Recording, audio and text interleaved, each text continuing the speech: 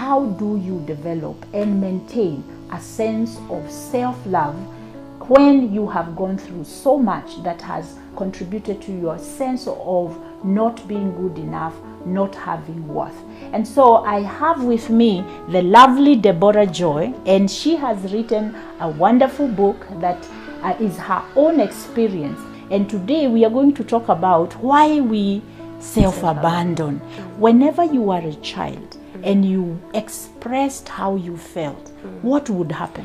When I was a child, most of the times my parents used to fight, and my dad was actually a senior pastor, but they used to fight a lot with my mother. Every evening, my work was to run outside and to scream so that people can come and settle what was happening. They would fight badly with weapons like pangas and djembes and such stuff. So I would run outside and scream, and then neighbors would come. I would say, I saw dad take a thermos full of hot milk and throw it at mom, and mom did this and this and this.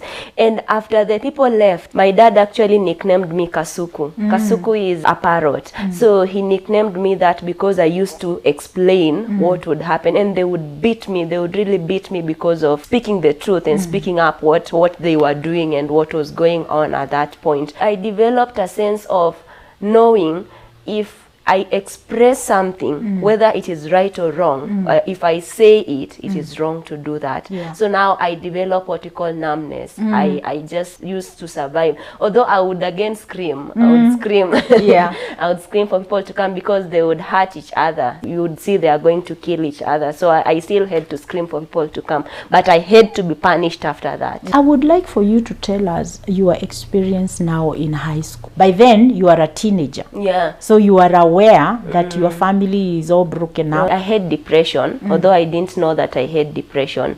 I found myself sometimes just lying on the grass during break time and then going to class 2 lessons later. And then I was just surviving through. I wasn't feeling anything. I wonder how I got a B+ to join university. I don't know. Like I mentioned, the human spirit is resilient and it fights. There's just that warrior in you that wants to fight and fight and fight always. I just survived through, I can say. Yeah. And there is something that that we normally do when you are a child and you experience intense abuse, where you are constantly feeling you are going to lose your life, whether it is the life of your parent or whether it is your own life. What happens is your system, your whole body system, learns how to dissociate. It's like you walk out of your life and you are watching from outside.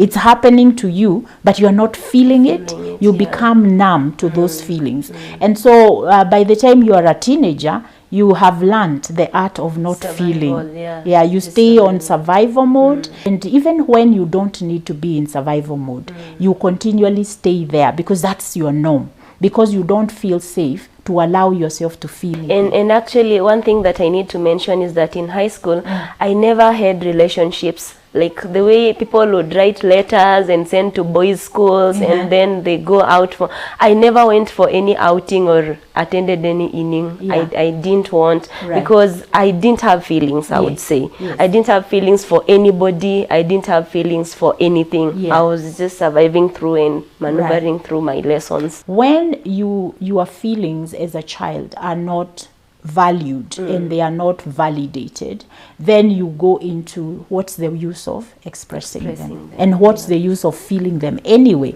So we go into now what you are calling depression. And depression is a feeling of numbness, but there are other issues of depression. Your focus is not as good, concentration is not good, and then you talked about concentration. I used to do this because our teachers would dictate notes in high school. I count 2 pages and put a dot and tell myself by the time we reach at this dot, the teacher should be out of class. So I'm just concentrating on that dot, not on the teacher.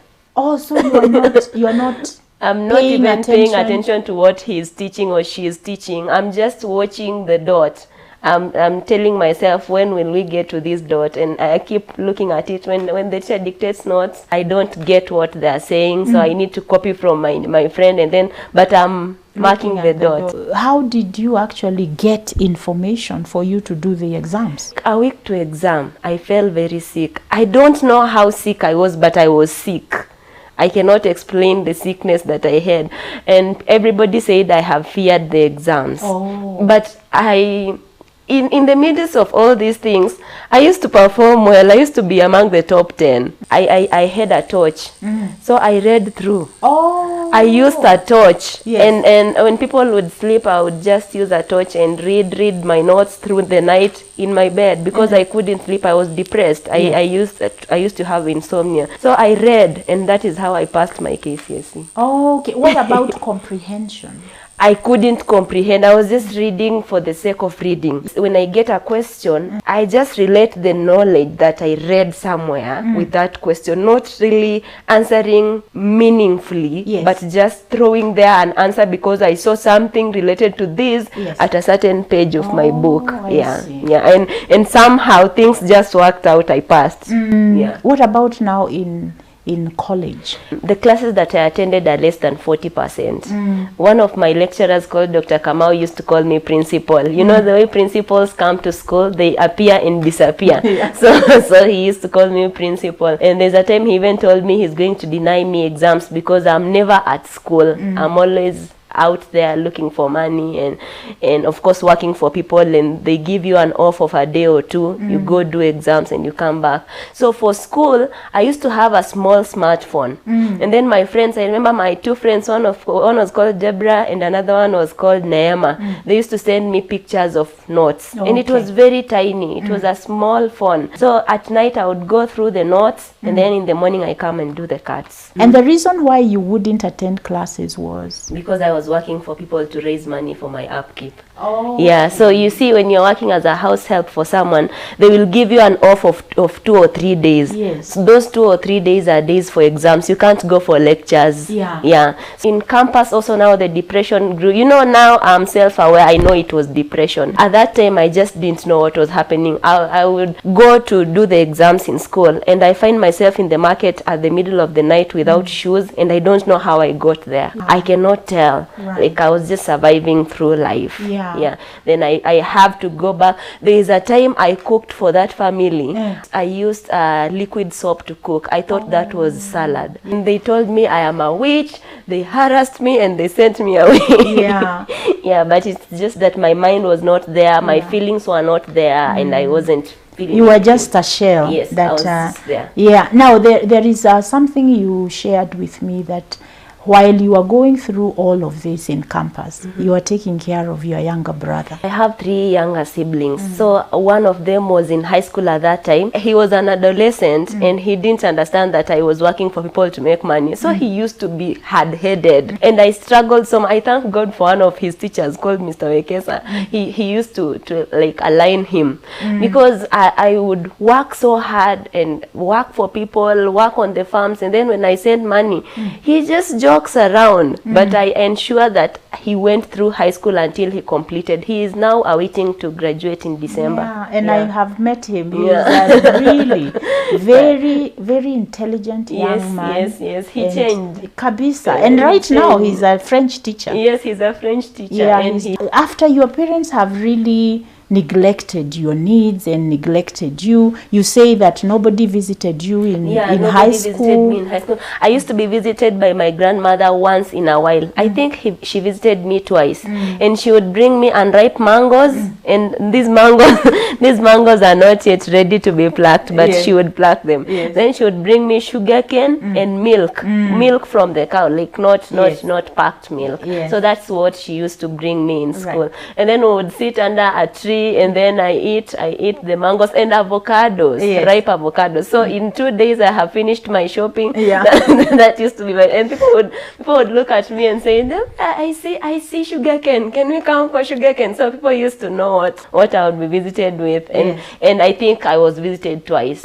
Now, where did this need and drive come from, where you felt you needed to help your brother? I looked at them and I thought about myself. how I was neglected and how I needed attention and and I give my brothers attention when really they need it. I thought about how life is hard when nobody is holding your hands.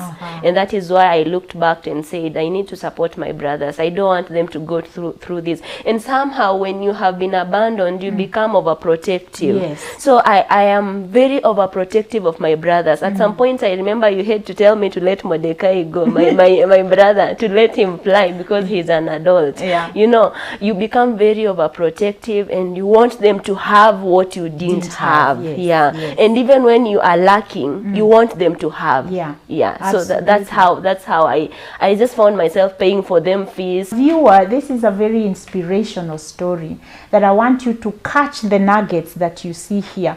There is I can relate and identify with the what Deborah is talking about, that even though she went through so much abandonment and neglect, that she had a heart to help her brothers, to give them a better life. That is what we call the firstborn syndrome, or when we become, as children, we become parentified. That is not because of abuse per se. That is because of who you are, how God has endowed in you. When we are talking about from self-abandonment to self-love, what we are saying, we need to break the cycle, because we do not need to be overly giving to other people anymore. Like Deborah has said, there reaches a point when now you need to let people go and focus more on now you, because one of the things that happens is that over time we begin to develop mental health issues that can really devastate us, when now the people we've been taking care of, they don't need us anymore. But then also we need to focus on growing, on thriving, because at the point when Deborah is taking care of her brothers, when she's taking care of her education, she's on survival mode. And so now we are going to be talking more about how do you move, how do you resolve these abandonment issues that have become self-abandonment. You need to get a copy of this book so that you can be able to identify some of what she has experienced that is also part of your life experience, and how you can begin the process of moving through that. So we do have information on how you can order for this book.